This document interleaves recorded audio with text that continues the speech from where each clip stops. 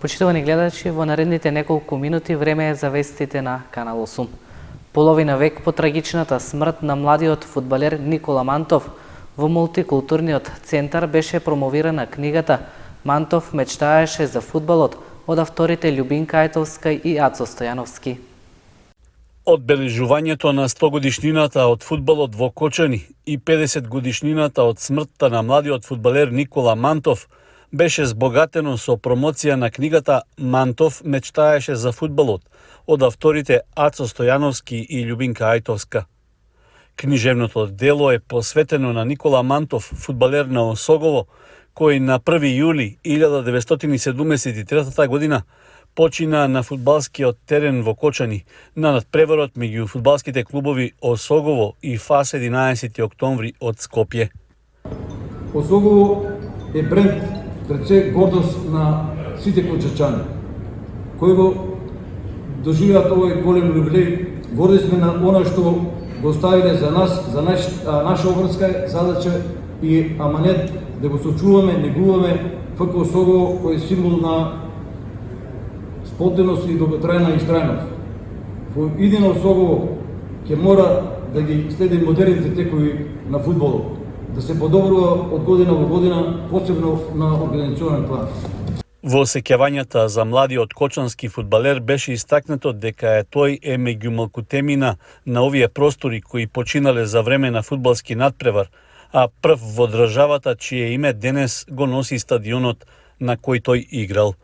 Работата на овој труд ме врати во времето кога постоело, како што веќе неколку пати беше спомнато, ред работа и дисциплина, кој ми представува олицетворение професорот Валентин Бобришев. Време кога се почитувале повозрастните, умните, поуспешните и едноставно на тој начин знаело да се создаде и традиција и да се испишат историски страници. Што всушност може да се напише за едно момче кое на 21 година го завршило својот живот, кое мечтаело за фудбалот, штото го навлегувало во фудбалските води? Одговор на ова прашање даде Ацо Стојановски, кој рече за Никола Мантов може да се напише книга. Еве ја книгата. Јас во неа само помагав. Делото содржи 10 тематски целини посветени на Мантов, но и податоци и фотографии од последниот надпревар меѓу Осогово и Пелистер, што се одигра пролетва на градскиот стадион Никола Мантов во Кочани. Тоа беше надпревар со кој се одбележа еден век фудбал во Кочани. Рецензент на делото е Валентин Бобришев, спортски работник и тренер на Осогово од времето на Мантов, а модератор на промоцијата беше Магдалена Кочовска-Салтирова. Обраќање пред присутните имаше и градоначалникот на Кочани Љупчо Папазов, подсетувајќи се на периодот кога и самиот бил дел од спортувањето и фудбалското живење во градот. Во рамки на промоцијата беше интерпретирана композиција, односно кавер верзија, подготвена од професорката по пијано Марија Лазарова, а на текст на Магдалена Кочовска-Салтирова. Ја изведува ученици од основното музичко училиште Ристо Јуруков од Кочани со наслов "Градот кој го љубам", проследено со танцова изведба на Софија Филипова. На крајот од промоцијата најмладите фудбалери од подмладокот на Осогово представија дел од своите таленти, а на повеќемина некогашни фудбалери и спортски работници од различни генерации им беа доделени признанија за нивниот придонес во развојот на фудбалот во Кочани. Повеќе од 400 мотоциклисти беа дел од 33-тото издание на Моторелито Македонија независност. Целта на настанот е промоција на мотоциклизмот како спорт. Кочани во саботата беше дел од 33-тото издание на Моторелито Македонија независност 2024. На настанот учествува околу 400 мотоциклисти од државата и странство, кои за 3 дена со моторите ја заобиколија целата држава по претходно договорената маршрута. Моторелито почна во Скопје, а првата попатна пауза беше во Кочани. Мотоклубот Желки од Кочани веќе последователно 5 пат поред организира пауза при одржувањето на традиционалното меѓународно моторели независност на Македонија. Знаете дека тоа е манифестација која што од осамостојување на нашата држава до ден денес се организира без прекин, а ние како домаќини ги угостуваме нашите колеги мотоциклисти со храна, пијалуци и им овозможуваме да се сместат во овој објект овде за да малку се релаксират и да се изладат. Има преку 300 учесници пријавено, уште има стотина што така возат, значи укупно има околу 400 мотоцикли, што е стандардна бројка за скоро сите релија што одржуваат по повод 35-та рели независност Македонија. Рекате дека меѓународно од кои држави има? Меѓународно има од Шведска, од Англија, гледам таблици од Словенија, мислам стално имаме Бугарија, Грција, скоро од сите земји, најдалечно е Шведска и Англија. Моторелито Македонија независност е единствен спортски настан што во континуитет се одржува повеќе од 3 децении, а неговата цел е промоција на мотоциклизмот како спорт.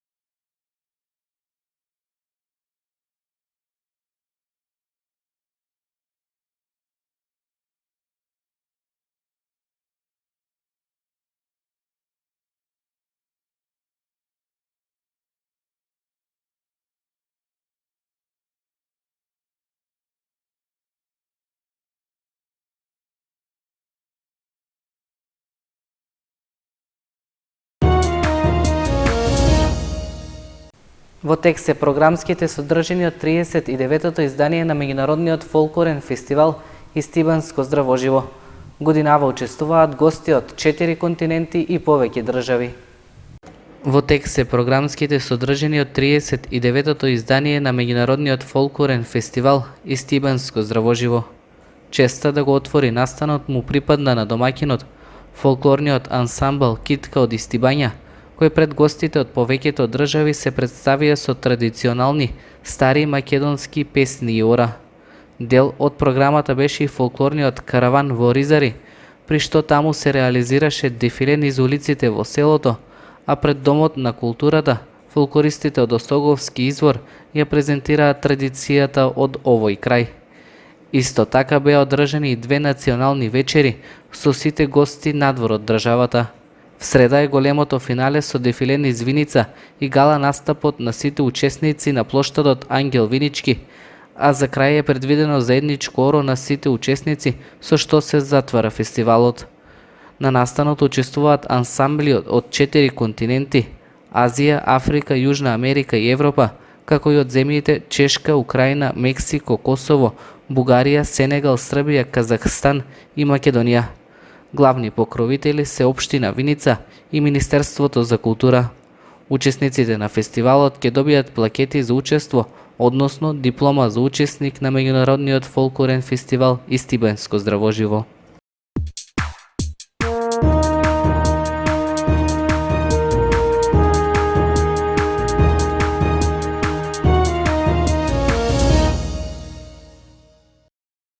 Филип Стојанов од карате клубот Партизан од Кочани ќе биде дел од македонската репрезентација на светското првенство во Италија.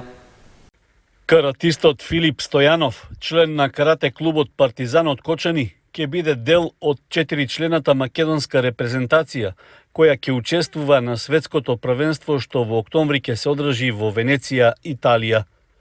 Правото за учество на најголемото карате надпреварување тој го обезбеди со одличниот настап на Бергер турнирот за кадети и јуниори и каратисти до 21 година, што викендов се одржа во Кичево, а кој што имаше изборен карактер. На турнирот настапија најдобрите четворица каратисти од секоја категорија на надпреварите во рамки на Купот на Македонија, што пред една недела се одржа во Охрид. На Бергер турнирот, секој од четворицата најдобри по категории имаше борби со своите противници, а според пропозициите, само правопласираниот има право на настап на светското првенство. Стојанов, кој настапи во категоријата кумите јуниори над 75 килограми, против тројцата своји противници извојува победи и беше првопласиран. Со тоа си обезбеди место во репрезентацијата за настапот во Венеција, а потоа и за Балканското првенство што ќе се одржи во декември. Викендов се одржа второто издание на турнирот во баскет 3x3. Годинава учествуваа 16 екипи од државата, а првото место го освоија момчињата на Фурија од Битола. На спортските терени во дворот на основното училиште Свети Кирил и Методи, викендов се одржа второто издание на турнирот во баскет 3x3. Годинава учествуваа 16 екипи од државата, а вкупниот износ на наградниот фонд изнесуваше 100.000 денари. Победник на турнирот беше екипата на Фурија од Битола, која како награда доби паричен ваучер од 60.000 денари. Второ пласирани беа момчињата од екипата Кино Влаје од Скопје, кои добија 30.000 денари, а третото место го освои дружината на Вацко, на која и припадна ваучер од 10.000 денари. За најкорисен играч, односно MVP на турнирот, беше прогласен Александар Јовановски. Ова е втора година поред како го одржуваме овој турнир. Оваа година малку го подигнавме на повисоко ниво. Имаме 16 екипи, 9 од други градови. На турнирот имаме и представник од Франција, кој е меѓу најдобрите во неговата земја. Исто така имаме Србин и Црногорец, ќе играат во екипата на Кино Влаје и се беат фаворите да го освојат самиот турнир. Ова е втора година како го организираме, се надеваме дека понатаму ќе имаме поголема поддршка, да може ова да прерасне во уште поголема традиција, да трае. После настанот го имаме и тони ден како трезда. Надпреварите поминаа одлично, имаше многу јак баскет, имаше енергија, имаше жестина, стварно мерак за гледање. Целта на турнирот е да се развие спортската свест кај граѓаните, како и да се збогати културно-забавниот и спортскиот живот на локално ниво. Датумите за одржување се одбрани поради самата символика, односно 7 септември денот на ослободувањето на Кочани и 8 септември денот на независноста на Македонија. За забавната програма се погрижија раперот Тони Зен и повеќе диџеј артисти. Настанот беше поддржан и од локалната самоуправа на Кочани.